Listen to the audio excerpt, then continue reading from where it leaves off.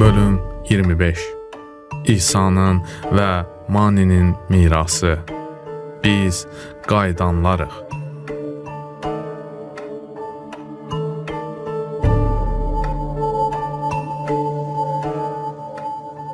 Hər şey öz səyahətini dünya ilə paylaşan bir nəfərlə başladı. Bu, minilliyin ilk illərində Abdullah Haşim adlı bir nəfərin başqalarının soruşmaqdan qorxduğu çətin və ağır suallar verməyə cəsarəti var idi. Haqq nə olursa olsun, yorulmadan onun arayışında idi.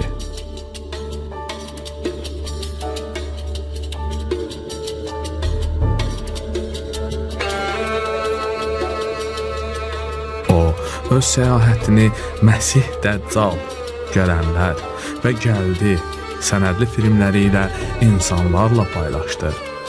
Səyahəti boyunca dünyanın zülmətini ifşa edərək və bizim həqiqətən də axır zamanda yaşadığımızı sübut edərək Dovşan çuxuruna girdi və nəhayət çuxurun o biri ucuna çatıb nuru tapdı.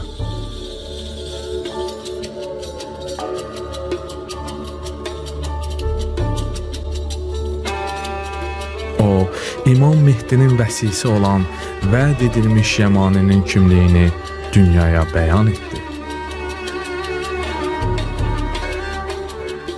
Yəmani, İmam Əhməd Əl-Həsən əleyhissalam da bütün zamanların ən böyük suallarından bəzilərinin cavablarını açıqladı. Qaydanlar atamızın və atamızın atasının bizi çıxartdığı bir səyahət, qorxusuz bir haqq arayışıdır. Bu sezonda səyahətimiz suallarla başladı. Mən kiməm? Mən içində məskunlaşdığım bu bədənəmmi? İçimin dərinliyində heç vaxt ölməyən bir ruh mu var? Reinkarnasiya həqiqətdirmi? Biz saxtakarlığı, əxlaqsızlığı, məhvi, xaos və fəlakəti özünə sipər etmiş dünyamızın reallığına dərindən nəzər saldıq. Bunlar hamısı açıqlığa qovuşturdu ki, dünyamız axır zamanın bütün kəhanətlərini gerçəkləşdirir. Biz adı olmayan bir müharibənin, xeyirlə şər, nurla zülmət arasında gedən döyüşün tən ortasındayıq. Lakin həqiqətən də bu əbədi mübarizənin dərinliyindən və qarşılığından tamamilə xəbərsiz idik. Ta ki, İmam Əhməd Əl-Həsən əleyhissalam yaradılışın əsli haqqında ağla sığmaz açıqlamalar etdi.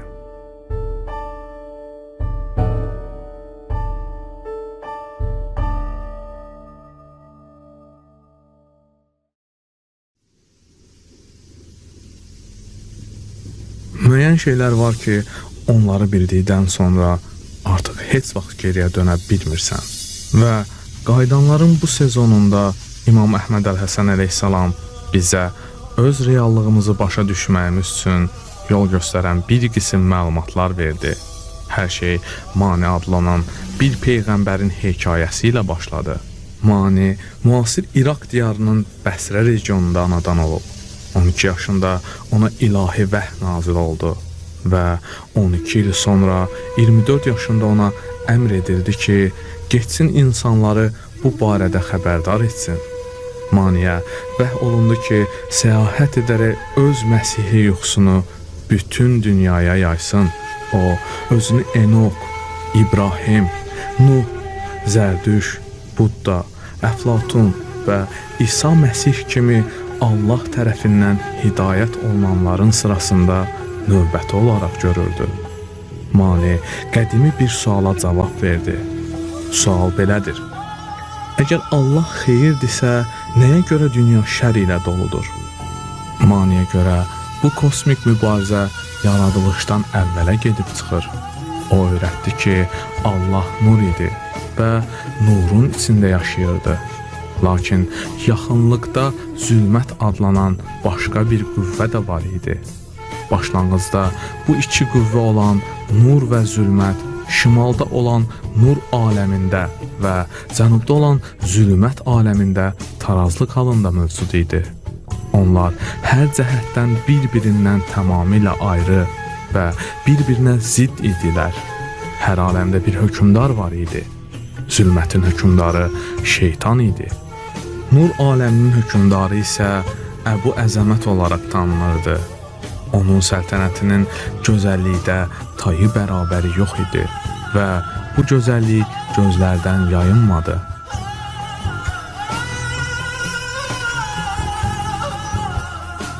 Bir gün zülmət göz gəzdirərkən uzaqda gözəl bir nur gördü və paxıllıq etdi. Zülmət o nura baxıb dedi ki, mən onu istəyirəm. Beləliklə şeytan zülmət qüvvələr vasitəsilə nuru ələ keçirib ram etməyə qərar verdi. Bu, xeyir və şər qüvvələr arasında gedən böyük bir mübarizənin başlanğıcı idi.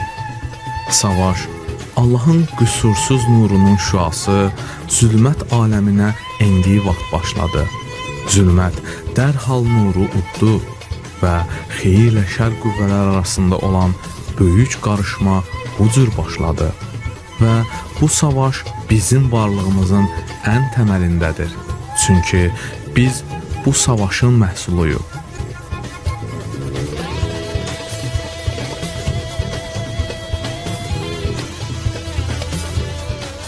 Mani Peyğəmbərin hekayəsi belə davam edir. Azacıq məğlubiyyət hiss edən şeytan öz zülmət səltənətini qorumaq üçün bu epik savaşda hərəkətə keçməyə ehtiyac duyduğunu bilirdi. Beləliklə o bir insan yaratdı və adını Adəm qoydu. Adəmi kim yaratdı? Onu yaradan Allah deyildi, şeytan idi, zülmətin Rəbbi. Və bəzi insanlar əzəldən bəri bunu biliblər. Biz xristianların apokrif mətnlərindən Adəmin bədəninin iblisin düzəltdiyini açıq aydın bildirən çoxsaylı pasajlar təqdim etdik. Yezidlər kimi bəzi dini təriqətlər bu faktı 1000 illər boyunca bilib və öyrədiblər. Biz onların birbaşa şeytanın öz sözləri ilə yazılmış pasajların olduğu gizli əl yazmalarından tükürpədici sözlər açıqladıq. Və hikmətimin gizli mağarasında məlumdur ki, məndən başqa ilah yoxdur. Bunu bildiyi halda kim nə cürətlə inkar edir? Bunu bildiyi halda kim nə cürətlə ibadət etmir? Bunu bildiyi halda kim nə cürətlə Quranın və İncilin batil ilahlarına ibadət edir?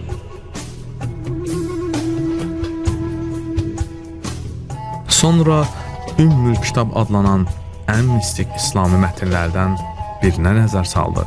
Bu kitabda İmam Muhammed Baqir əleyhissalam şeytanın dünyanı necə yarada bildiyini açıqlayır. O əleyhissalam belə buyurur: Bu aləmin yaradılışını dərk etmək çətindir. Elmin yolunu hamı bilmir və onun sirləri çox yaxşı gizlədilir. Başlanğıcda Allah var idi. Yeganə, əbədi Allah, başqa heç nə yox idi. Oradan nur fışqırdı. Uca hökmdar Əzazilə nuru borc verdi və Əzazil bu nuru istifadə edərək öz yaratdıqlarını formalaşdırdı. Və o Allaha sən də ilahsan, mən də ilaham. Bunlar da bizim ikimizin yaratdığı ruhlardır deyəcək qədər təkəbbürə sahib idi. Onu haqdan uzaqlaşdıran da məhz bu təkəbbür idi. O, öz məxluqatının nəticə etibarilə elə uca Allahın öz nurundan qaynaqlandığını qəbul edə bilmədi. İsa əleyhissalam bir dəfə belə buyurdu: Çünki hər evin bir bənnası var və hər şeyin bənnası isə Allahdır.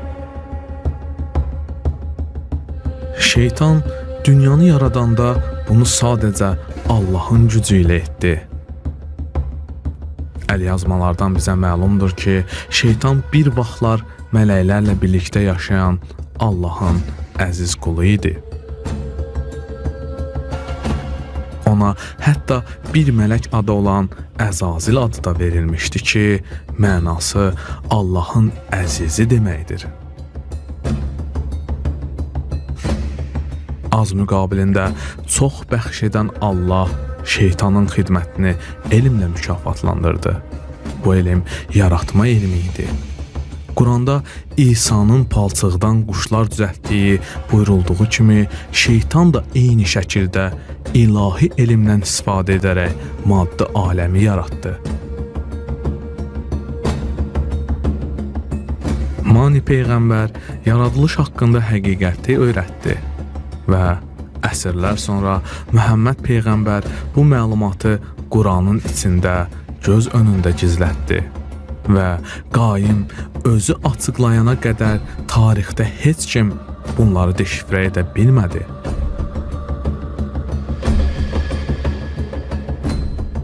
Qaydanların bu seriyaları ərzində uzun müddətdir gizli qalmış bu sirləri ilk dəfə İmam Əhməd Əl-Həsən əleyhissalam açıqladı.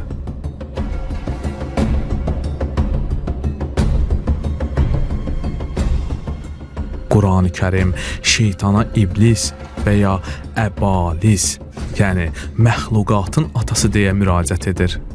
Onun ən məşhur adlarından biri də şeytandır. İslami rəvayətlərdə iblis adətən şeytan olaraq bilinir. Halbuki bu söz şeytanın özünü yox, şər qüvvəni təsvir edir. Görəsən bu müəmmalı qüvvə kimdir? Cavab adın özündə gizlidir. Şey bildiyimiz şey deməkdir. Tan isə palçıqdan mənasına gəlir. Bəs biz nədən düzəlmişik? Qurani Kərimdə buyrulur. Biz insanı başqa şəklə düşmüş qara palçıqdan yaratdıq. Bu ayə fiziki dünyanın və fiziki bədənlərin nədən düzəldiyini açıq-aydın göstərir. Biz şeytan tərəfindən içinə biraz nur qarışmış zülmətdən düzəldik. Palçıq yerin bir parçası olan maddi cisimdir. Bu səbəbdəndir ki, insan bədənlərinin yerə və onu yaradana fundamental bağlılığı var. Bir anda bütün daşlar yerinə oturdu. Bu, dünyanı şeytan xəlq edib və burada hökmdar odur. Şeytan adətən Baphomet olaraq simvolizə edilir. O, iki cinsiyyətli bədənə və keçi, qoat başına sahib bir məxluqdur.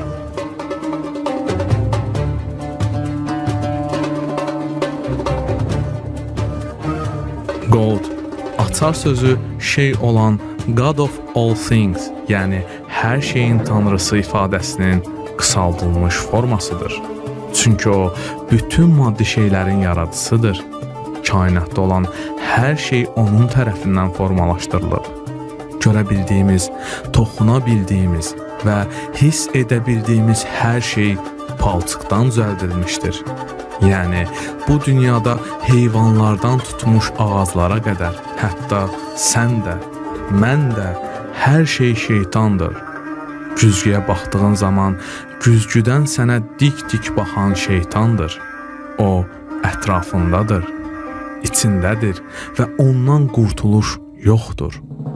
Bu sezonda biz sizə dünyanın necə tamamilə onun xeyrinə qurulduğunu açıqladıq. Biz dünya sistemlərinin nəfsi başdan ayağa necə ruha qarşı gücləndirməyi üçün inşa edildiyini ifşa etdirik. Dünya bizi cəhalətin, şeytanın əskərləri etmək üçün planlı şəkildə hazırlanıb. Biz şeytanın insan kütlələrini idarə etmək üçün Allahın dili olan sinxronizasiyanı necə yamsıladığını göstərdik. Həmçinin biz onun öz biznesini necə idarə etdiyini açıqladıq. Bu aləmdə şeytan bütün gücü əlində saxlayır və onun göstərişlərini yerinə yetirmək arzusunda olan insanların çatışmayan heç nəyi yoxdur. İsa əleyhissalam bir dəfə belə bir sual vermişdi. İnsana bütün dünyanı qazanıb ruhunu itirməyinin nə xeyri var? İnsan öz ruhunun əvəzinə nə verə bilər? Bu sezonda biz bunun cavabını kəşf etdik. İsa özü məhz bu təkliflə üzləşmişdi. Şeytan bir dəfə onun yanına gəlib onu yüksək bir dağa qaldırdı və ona bütün dünyanın səltənətini göstərib dedi ki, Əgər sən yerə qapanıb mənə səcdə etsən, bütün bu şeyləri sənə verəcəyəm. və İsa əleyhissalam onun sövdələşmək istədiyi yeganə şəxs deyildi. Əgər dünyanın bütün gücü barmaqla sayılacaq qədər az şəxsin əlindədir kimi görünürsə, bunun səbəbi həmin sövdələşmədir.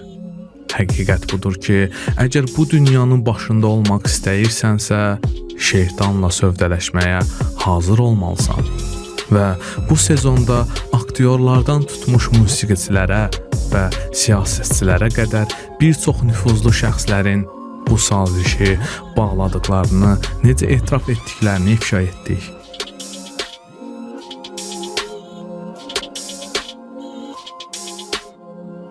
Bu dünyada güc və nüfuz sahibi olan şəxslər heç şübhəsiz şeytanın sadiq qullarıdır və səni əhatə edən dünyaya diqqətlə nəzər salsan, Hollywood ulduzlarının, popstarların və siyasətçilərin hamısının qürurla şeytan simvolu olan tək gözlə salamladığını göstərən şiddətli şəkil hücumları da daxil olmaqla bütün əlamətlərin fərqinə varmağa başlayacaqsan. Güc sahibləri Allaha yox, şeytana işləyirlər və bu böyük bir sövdələşmədən xəbər verir. Peyğəmbərlərin bir çoxu öyrətdikləri şeylərdən dolayı ölümə məhkum edildilər. Onlar öyrətdilər ki, bu dünyanı rədd etmək üçün nəfsinlə savaşmalı, axirət və Allahın səltənəti üçün mübarizə aparmalısan. Lakin onlardan bir neçəsi açıqladığı şeyə görə böyük bədəl ödəmiş Mani Peyğəmbər kimi qəddarcasına qətlə yetirildilər. Maninin diri-diri dərisi soyuldu, dərisinə saman təpildi, çarmıxa mismarlandı və onun təlimlərinin ardınca gedənlər üçün qorxunc bir tamaşa sərgiləyərcəsinə şəhərin əsas qapısından asıldı. Bu misilsiz qarma-qarışıq səhnədən sərgidə nümayiş etdirilən cansız bədən mənasına gələn maniken sözü meydana gəldi. Mani Peyğəmbər özünə İsa'nın elçisi deyildi və İmam Əhməd Həsən əleyhissalam ilk dəfə Mani ilə İsa arasındakı gizli bağlantını açıqladı. Mani 3 fərqli İsa'dan bəhs etdi. Nurani İsa, Məsih olan İsa və əzab görən İsa. Nurani İsa əslində İsa'nın ruhu, başqa sözlə uca ruhani hidayət edici olan İsa'dır. Mani ilahi vəhyi öz ruh əkizi adlandırdığı bir varlıqdan alırdı və İmam Əhməd Həsən əleyhissalam açıqladı ki, Maninin ruh əkizi elə İsa Məsih idi. İkinci İsa Məsih olan İsa, elçi olan İsa'dır ki, bu da onun vəsillik etdiyi illər boyunca olan bədənidir. Beləliklə, bu həm ruhu, həm də bədəni ehtiva edir.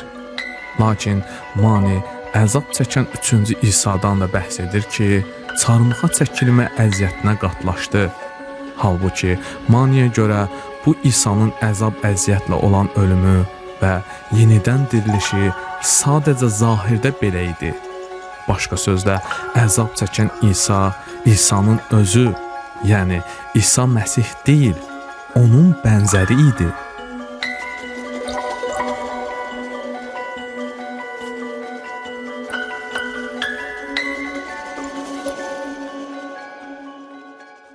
Bəli, Mani Peyğəmbər əsrlər sonra Quranda açıqlanan şeyi öyrədirdi. İsa öz ölümünü saxtalaşdırdı. O, çarmıxda ölmədi. Öldürdükləri başqası idi, lakin onlara İsa kimi göstərildi. Onu qəti olaraq öldürmədilər.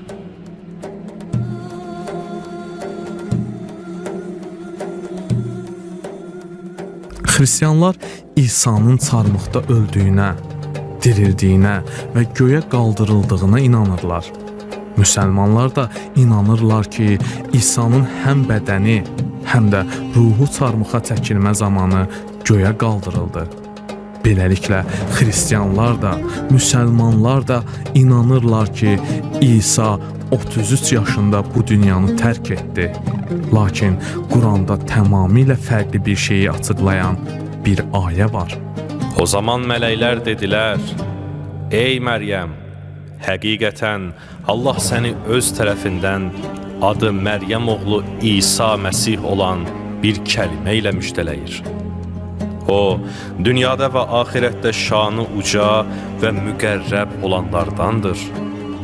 O, beşikdə ikən də, yaşlı ikən də insanlarla danışacaq və salihlərdən olacaq."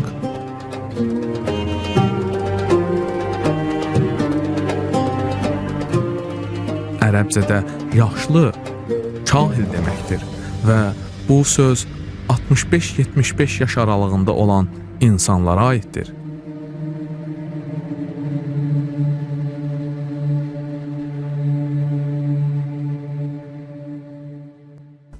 Əgər İsa əleyhissalam 33 il yaşayıbsa, bəs onda yaşlı ikən insanlarla necə danışa bilərdi?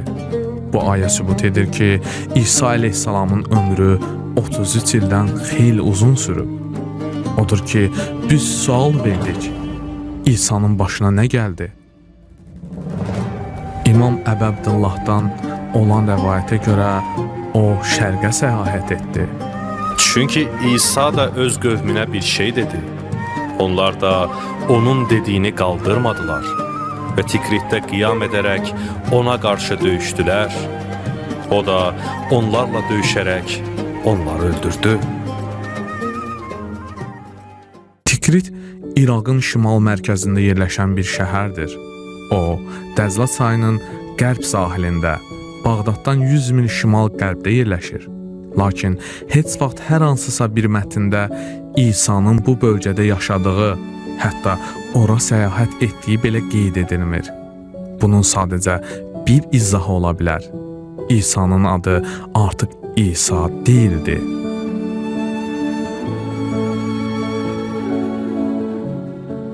İncil İsa'nın çarmıxdan sonra 40 gün Yerusəlimdə qaldığını, lakin 40 gündən sonra yoxa çıxdığını qeyd edir. İmam Əhməd Əl-Həsən əleyhissalam açıqladı ki, İsa özünə yeni ad qoydu. Diqqət çəkmədən səssizcə Yerusəlimdən və yazılı tarixdən çıxdı və o tək deyildi. Biz 12 həvarinin İsa'nın onları tərk etdikdən sonraki səyahətinin izinə düşdük. Onların İsa'nın risalətini hər tərəfə necə yaydıqlarına baxdıq. Lakin bu 12 nəfər İsa'nın yaxın çevrəsində olan yeganə şəxslər deyildi. İsa'nın həmçinin ona yaxın olan qadın səhabələrindən və həvarilərindən ibarət bir dəstəsi də var idi. Onlara xüsusən bir qadın başçılıq edirdi. Məzdəli Məryəm.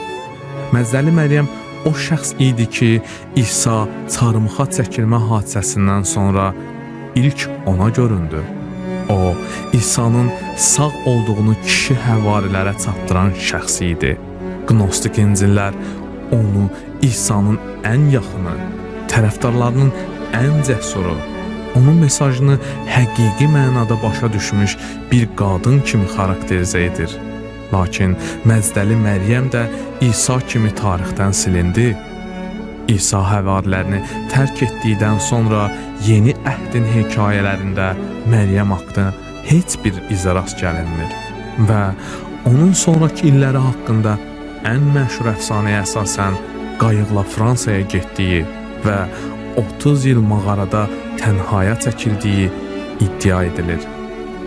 Bu sizə də biraz qəribə gəlmirmi? Məzdəli Məryəmin başına əslində nə gəldi? Qaydanların bu sezonunda İmam Əhməd Əl-Həsən əleyhissalam bunun cavabını açıqladı. Onun hekayəsi İsa Məsihin sirli həyatı ilə iç-içədir.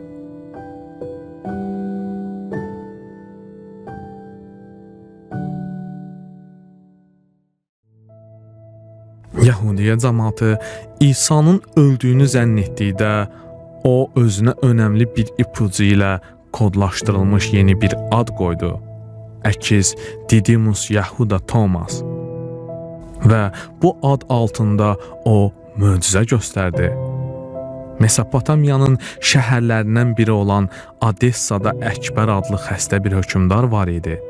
Əfsanəyə görə onu İsa'nın Thomas adlı müəmmalı bir həvarisi möcüzəvi şəkildə sağaltdı.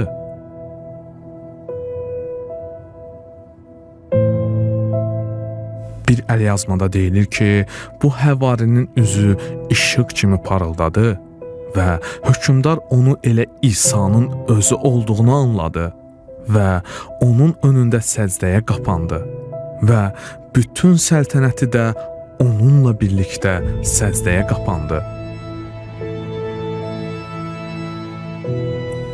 Bu möcüzəvi hadisə ilə bağlı tarixi qeydlərdə vurğulanır ki, Əkiz Thomas bu şəhərə tək gəlməmişdi.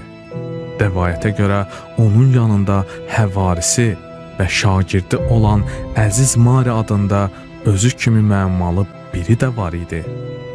Əziz Mari ilə bağlı onun xidmətinin mənşəyi xaric çox az məlumat var. Mamari'nin işləri kitabına görə o Nineva, Nuseymin və Fərat çayı boyunca təlim keçdi. Sonda da Fərat çayı sahilində ilk xristian kilsəsi inşa etdiyi Elnis şəhər olan Seleviyada məskunlaşdı. Seleviya həm də İsa'nın həvarisi Mani Peyğəmbərin doğum yeridir. Və İmam Əhməd əl-Həsən əleyhissalam Mari ilə Mani arasında olan gizli bağlantını açıqladı. Thomas İncilində İsa əleyhissalam mühüm bir ipucu buraxıb. Simon Petrus onlara dedi, Məryəm aramızdan çıxsın, çünki qadınlar həyata layiq deyil. İsa dedi, bax, mən onu kişi etmək üçün hidayət edəcəyəm. Siz kişilərə bənzər bir ruh olsun deyə. Çünki kişiləşən hər qadın göylərin mələkutuna girəcək. İsa dediyi kimi də etdi və Məzdəli Məryəm də İsa kimi özünə yeni ad qoydu. Məryəm Əkiz Thomasın səhabəsi Mari oldu. Cəmaət arasında İsa'nın həvarisi, şəxsi həyatında isə arvadı idi.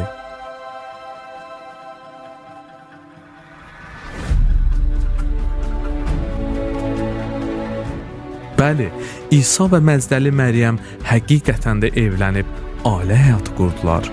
Onların bir oğlu oldu və adını Mani qoydular. Mani, Babil sözü olub nurun hökmdarı mənasına gəlir. Tikanlı tacı geyinən də, İsa'nın yerinə çarmıxa çəkilən də o idi. Mani ilə İsa arasındakı bağlantı bir ömür boyu davam edir.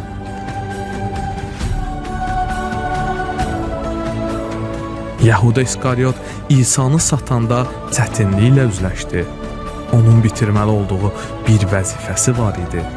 Onun öyrədəcəyi çox şey var idi. Amma onun ömrü yarıda kəsiləcəkdi. İmam Baqir əleyhissalamdan olan rəvayətə görə İsa məmurların onu tutmağa gəldiyindən xəbər tutanda həvarilərindən soruşdu. Hansınız mənim bənzərim roluna girəcək? Həmin şəxs çarmıxa çəkilərək qətlə yetiriləcək və mənim məqamıma şərik olacaq.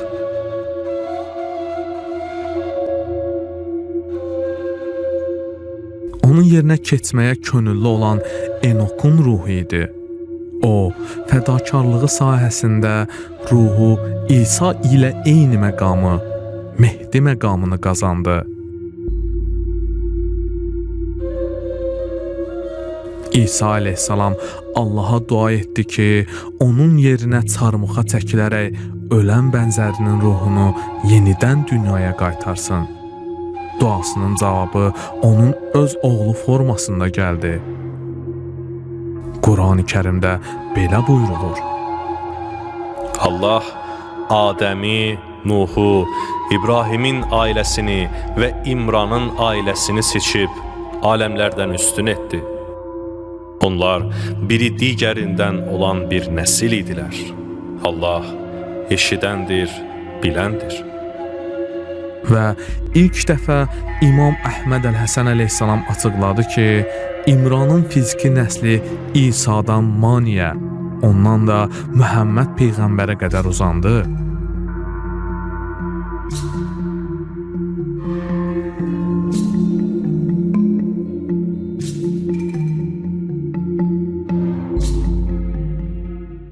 Mani xristianlıqla İslam arasında itmiş bağı birləşdirir və biz onun bu iki inanc arasındakı boşluğu tam olaraq necə doldurduğunu açıqladıq.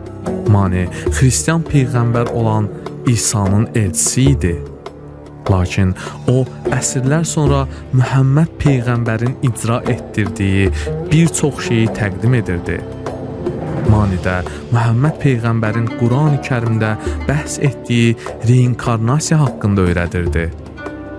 Məhəmməd əleyhissalamın müqəddəs Ramazan ayını bərqərar etdiyi kimi Manidə müqəddəs orucluq ayı təşkil etdi və Mani günün müvafiq vaxtlarında vacib namazlar təyin etdi ki, bu da eyni ilə İslami namaz vaxtlarına müvafiq gəlir.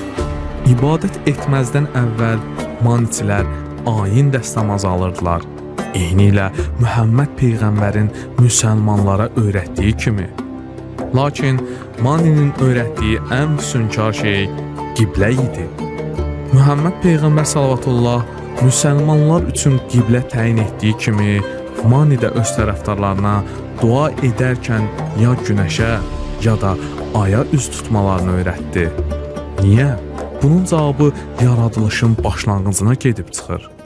Nurla zülmət arasında baş vermiş ilkin döyüşdə nurun bir parçası bu zülmət aləmində həbs olundu. Mani öyrətdi ki, günəşin və ayın saçdığı işıq ilk nurdan qalıb. Bu səbəbdən də Manicilər öz gündəlik namazlarında günəş və ay istiqamətində səzdə edirdilər.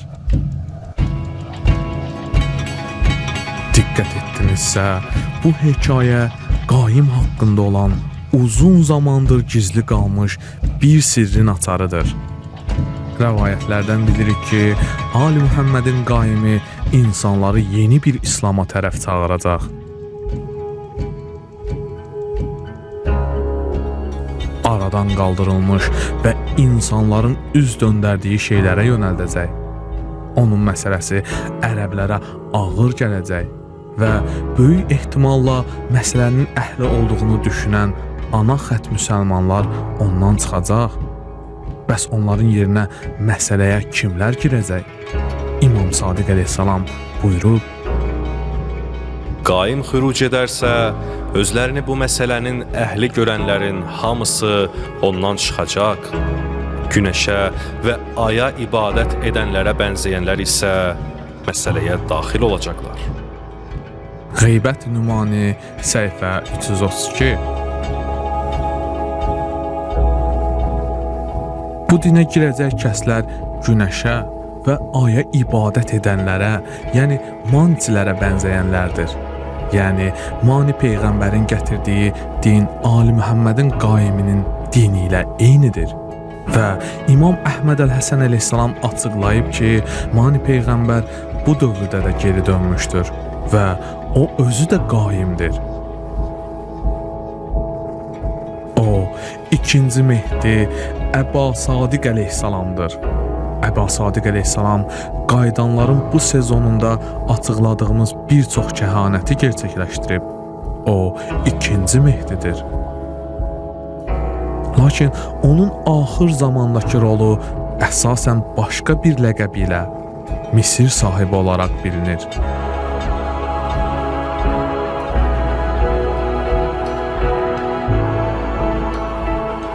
İmam Əli əleyhissalam Misir sahibini təsvir edərkən belə buyurub: İnsanlara məlum olduğu halda gizli qalar. O, onların arasında olduğu halda heç kim onu tanımaz. Və o əleyhissalam buyurub: Misir sahibi vəd edilmiş şeyi yerinə yetirəcək. Həqiqətən də Misirdə bir minbər quracağam və Misirin xəzinələrinin və piramidalarının gizli yerlərini sadəcə o bilir. Övliya kimi səbirlidir. Qara bayrağı da o qaldıracaq.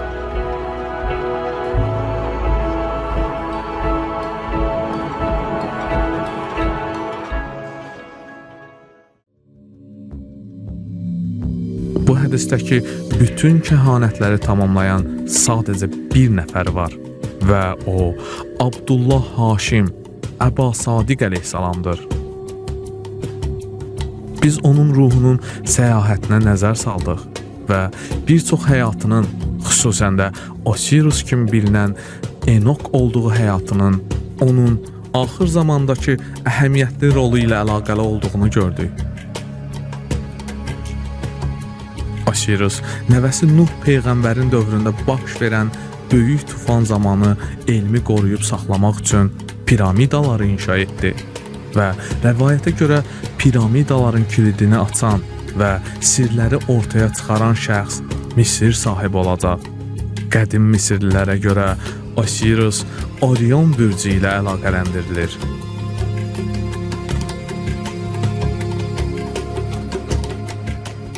Gizadakı 3 piramida üçölçülü xəritədə Orion kəmərində yerləşən 3 ulduzun yerdəki tam dəqiq formasını yansıdır. Qədim Misirlər sorğu-sualsız inanırdılar ki, Orion Tanrı Osiris'in səmavi təmsili idi. Və Orion kəməri gecə göy üzündə ən parlaq ulduz olan Sirius'a işarə edir. Heyrətamizdir ki, bu ulduz öz adı ilə Quranda da zikr edilib. Şiranın da Rəbbi odur. Quran-ı Kərim 53-cü surə 49-cu ayə. Sirius həmçinin Yəmani ulduzu olaraq da bilinir və Orion Sirius'a işarə etdiyi kimi Abdullah Haşim əleyhissalam da Yəmani İmam Əhməd əl-Həsən əleyhissalama gedən yolu göstərdi.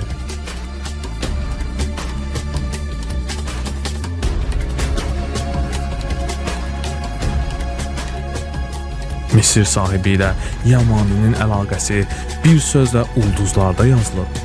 Lakin o həm də fiziki aləmə yansıyır.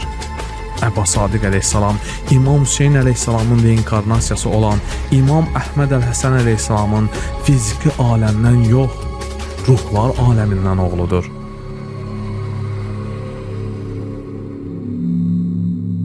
Mani peyğəmbərin açıqladığı şeylər bizim varlığımıza tamamilə yeni bir anlayış gətirdi. Bizim həqiqətimiz iki aləmin, görünən və görünməyən, fiziki və ruhani aləmin toqquşmasının məhsuludur.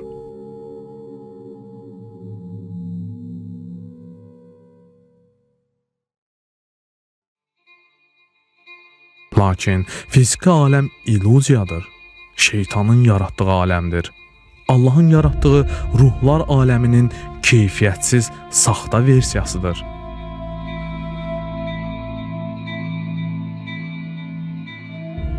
İmam Əhməd əl-Həsən əleyhissalam açıqladı ki, fiziki aləmdə hər kəsin bir atası olduğu kimi, hər ruhun da bir atası var. Biz bu aləmi bir çox bədənlərdə ziyarət edirik və hər dəfə fiziki aləmimiz fərqli olur. Lakin ruhun şəcərəsi dəyişmir. Ruhun özünü klonlamaq bacarığı var ki, bununla da o öz klonlarının atası olur. Və bu açıqlama çaşdırıcı bir rəvayətin şifrəsini çözmək üçün bir açardır.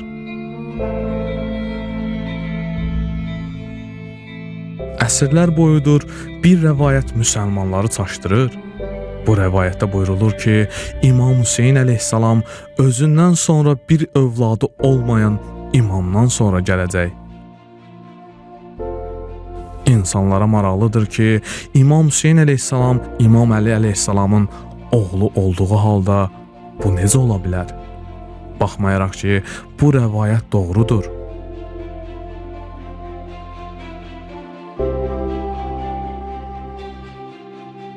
İmam İmam Əhməd Əl-Həsən əleyhissalam həqiqi mənasını açıqlayana qədər heç kim onu anlaya bilməmişdi. Övladı olmayan İmam Mehdi Muhammed İbn Əl-Həsən Əl-Əsqəri əleyhissalamdır. Onun nəslindən heç bir fiziki övladı yoxdur. Onun nəsli bədəndən deyil, ruhdan gəlir. Və bu açıqlama Mehdinin əlamətlərindən biridir. İmam Sadiq əleyhissalam buyurub: Həqiqətən də Allah kölgələrdə ruhlar arasında seçim etdi. Sonra da onları bədənlərə yerləşdirdi. Bizim qaimimiz xüruc edərsə, Allahın kölgələrdə onun üçün seçdiyi qardaşını ona varis edəcək. Fiziki doğuşdan olan qardaşını yox. Onu bundan tanı. Kim bu cür tanısa, onda onun üçün əlavə dəlilə ehtiyac qalmaz.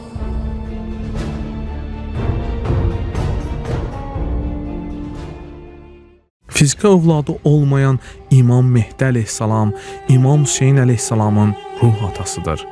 Ali Muhammedin qaiminin məsələsi özündən əvvəl gəlmiş hər şeydən fərqlidir.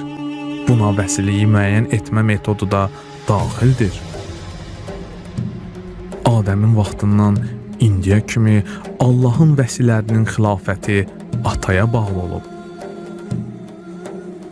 Əksər hallarda ata xilafəti öz fiziki oğluna ötürüb. Fiziki xəlifəlik məsələsi həmişə belə olub.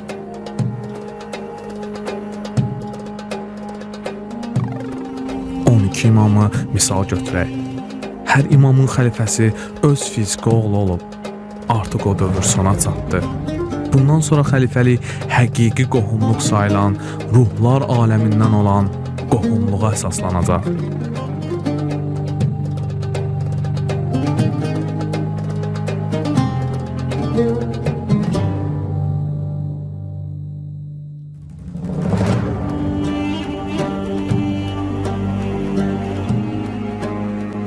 Bu sezonda biz ruhlar aləminin gizli həqiqətini açıqladıq. Ruh bütün zamanların ən böyük sirridir. Qurani Kərimdə buyrulur: Səndən ruh haqqında soruşurlar. De, ruh Rəbbimin əmrindədir. Sizə yalnız az bir bilik verilmişdir. Qurani Kərim 17-ci surə 85-ci ayə. Lakin Ali Muhammedin qaimi bizim ruh haqqında bildiklərimizi köklü şəkildə dəyişdirdi və onun açıqladığı hər şey Mani Peyğəmbərin əsrlər öncə öyrətdikləri ilə əlaqəlidir. Mani'nin dediği kimi Allah mükəmməl bir nur yaratdı. Bu nur 5 hissəyə bölündü və nurun bu 5 şüası Fatimə, Əli, Həsən, Hüseyn və Muhammed əleyhissalamdır. Əhli kisa. Bu ruhların hər biri çoxaldıqca Allahın nuru aşağı damlayaraq ruhların soy ağacını formalaşdırdı. Biz acısı ilə, şirini ilə həqiqəti açıqladıq ki, ruh aləsi həqiqi alədir. Həqiqi sevgi bədəndən deyil, ruhdan gəlir. Çünki şeytan sevgini yaşaya bilməz. Biz açıqladıq ki, ruh əkizləri həqiqətdir və Allahın yaratdığı mükəmməl aləmdə hər ruhun bir əkizi var.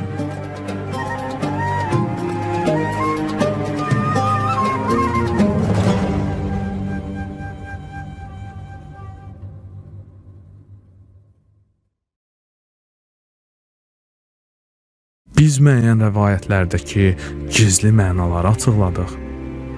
Rəsulullah əleyhissalamın buyurduğu bu hədis kimi: Həqiqətən də Fatimənin künyəsi Ummu Əbihadır, yəni atasının anası.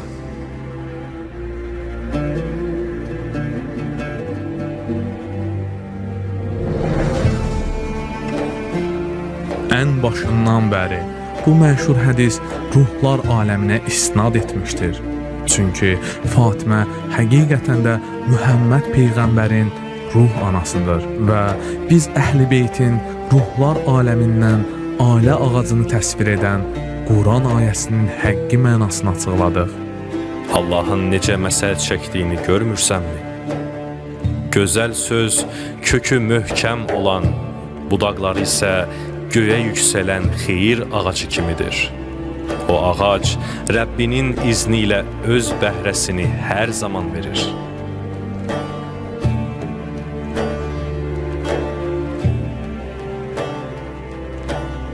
Əhl-i Beytin ağacı xeyir ağacıdır ki, bütün mömin ruhlar ondan yaradılır.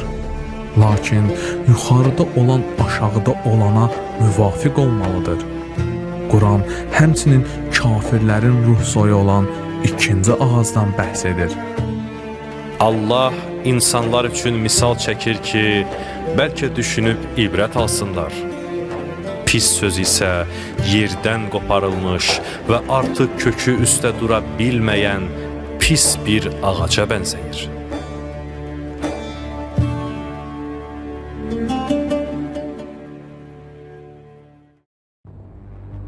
Beləliklə, necə ki möminlər maqnit kimi bir-birini cəzb edir, eləcə də kafir ruhlar bir-birini cəzb edir.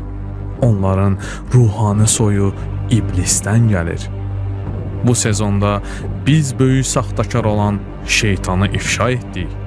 Açıqladıq ki, onun da bir atası var, onun da bir ruhu var və o da digər ruhlar kimi bu fiziki aləmdə dəfələrlə reinkarnasiya edir.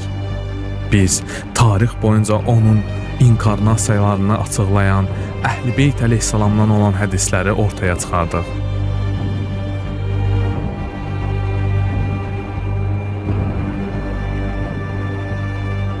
Şeytan cənnətdən qovlar qovulmaz söz verdi. Ey Rəbbim, sən məni yoldan çıxartdığına görə mən də yer üzündə onlara küfrü gözəl göstərib onların hamısını azdıracağam. Quran-ı Kərim 15-ci surə 39-cu ayə.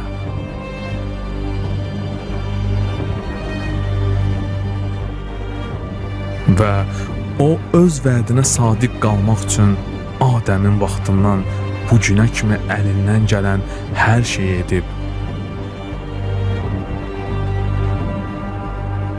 O, bu dünyada hər növ günah və əxlaqsızlığı göstərərək onlara təşviq etmişdir. Faktiki olaraq, axır zamanın bütün əlamətləri onun təsirindən qaynaqlanır. İmam Əhməd Əl-Həsən əleyhissalam açıqladı ki, şeytan hal-hazırda sağdır. Onun müttəfiqləri də bizim liderlərimizdir. Bu dünyaya kimin güc bəxş etdiyini artıq çox gözəl bilirik. Elə isə bütün zamanların ən şərli tağutlarının bu dövrdə geri qayıtmasının nəyi təəccüblüdür? Axı bu dövr tarix boyunca peyğəmbərlər tərəfindən xəbəri verilmiş böyük qayıdış dövrüdür.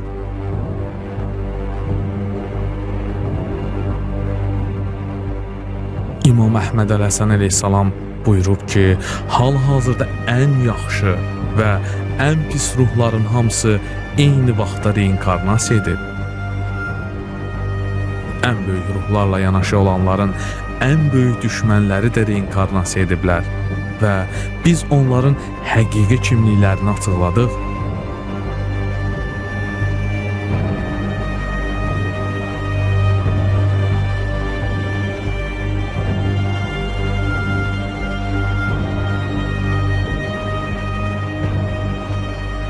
Bugün güc sahibi olanlar keçmişdə dünyanın gücünü öz zalım əllərində tutan həmin şəxslərdir.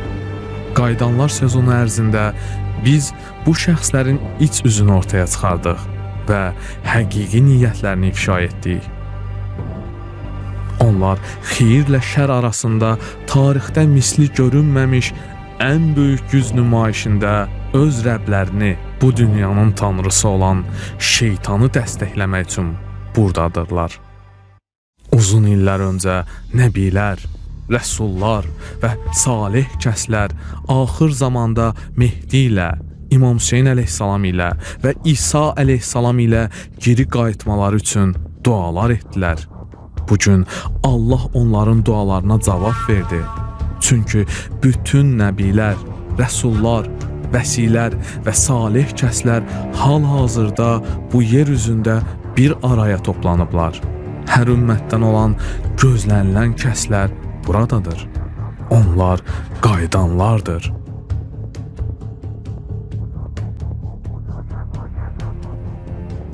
Bu səyahət başlayanda onun bizi hara götürdüyündən tamamilə xəbərsiz idi və həqiqətən də bunun geri dönüşü yoxdur. Artıq indiyə qədər bildiyimiz, düşündüyümüz hər şeyi sorğulamaq vaxtıdır və bu hələ başlanğıcdır.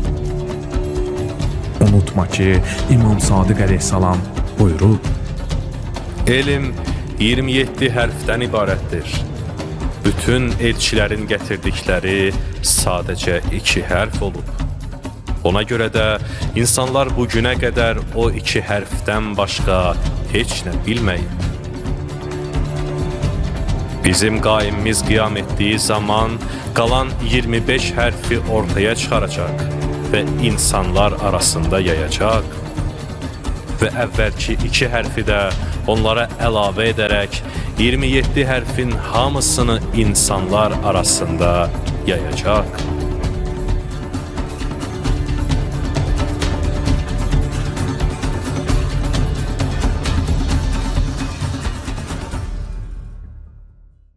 Açıqlanmış şeylər həqiqətdə olan ilə müqayisədə heç nədir. Həyatımızı dəyişdirəcək açıqlamalar hələ 2-ci sezondadır.